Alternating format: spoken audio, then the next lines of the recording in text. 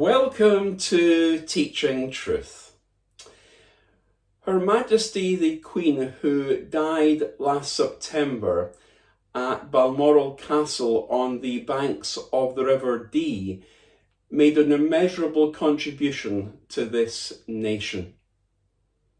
The impact that she made and the legacy which she left was articulated superbly and incredibly movingly by a tearful Kirsty Young, the BBC presenter, who, after the service at St George's Chapel in Windsor, her voice quivering with emotion, shared these words.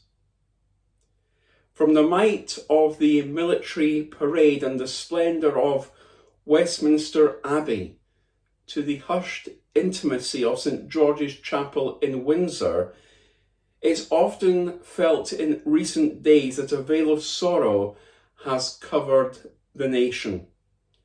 But the Queen's funeral has surely exemplified her reign. She united us in one final act of togetherness, unifying the United Kingdom and indeed the world in respect, ceremony, and significance.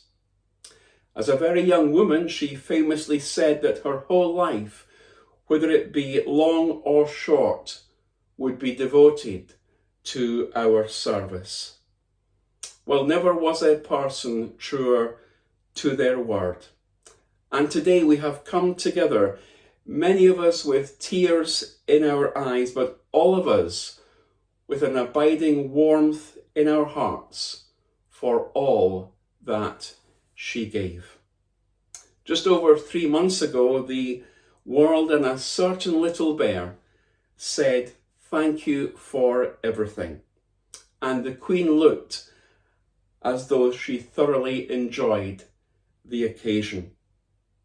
We will surely forever be grateful to have had that final opportunity to celebrate with Her Majesty her remarkable and long reign. If, as she once said, grief is the price we pay for love, then the weight of our collective sorrow is testament to the depth of affection in which she is held. She made history. She was history. Queen Elizabeth II is gone, but she will surely never be forgotten.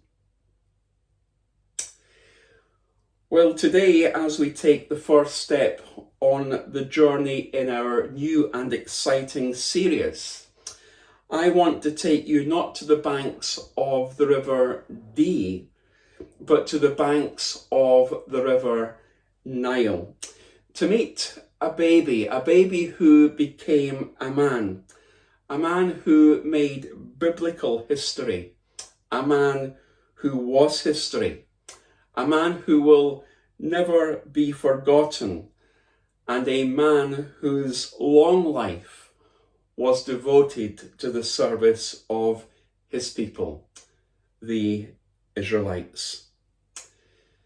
The baby, that man, is the great Old Testament character Moses, whose life we're going to look at under the theme of our exciting new series, From the Cradle to the Grave. There are few men and women in biblical history and in the record of Scripture whose lives we are able to follow with such great detail as the great character of Moses.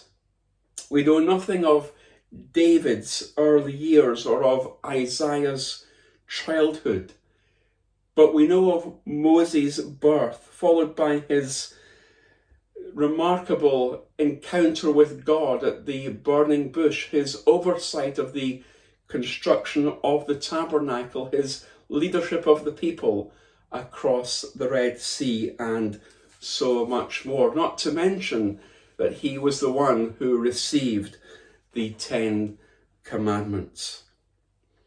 Moses' name occurs 848 times across 187 chapters of the Bible.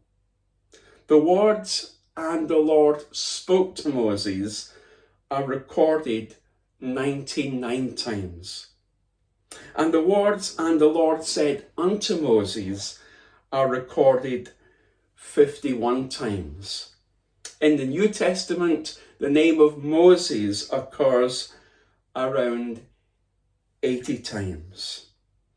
So Moses is a key character in Scripture and an exciting character to study and whose life we are going to look at.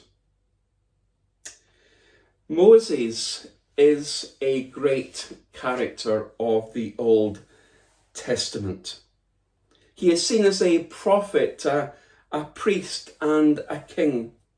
He is seen as the one who sets the standard for faithfulness, for meekness, for intimacy with God. He is a scholar, a statesman, and a songwriter. He ranks among the great historians, and his life gives us so much to learn in relation to leadership, in relation to building for God, grace under pressure, worship, service, and other aspects of Christian living. The life, the character, the example of Moses depicts a picture of the coming Christ, delivering a people from bondage and leading them towards a land of blessing. From the journey to Canaan from Egypt, the offerings, the tabernacle, its construction, and the law are just some of the key events in the life of Moses. And so as we begin today an exciting journey over the next few months looking at Moses from the cradle to the grave, as we have introduced Moses today, we want to be open to what the Spirit of God may say to us as we look and as we journey with Moses over these coming days, weeks, and months. Join me tomorrow in Teaching Truth as we meet Moses at the River Nile in the Bulrushes and as we begin our journey with him.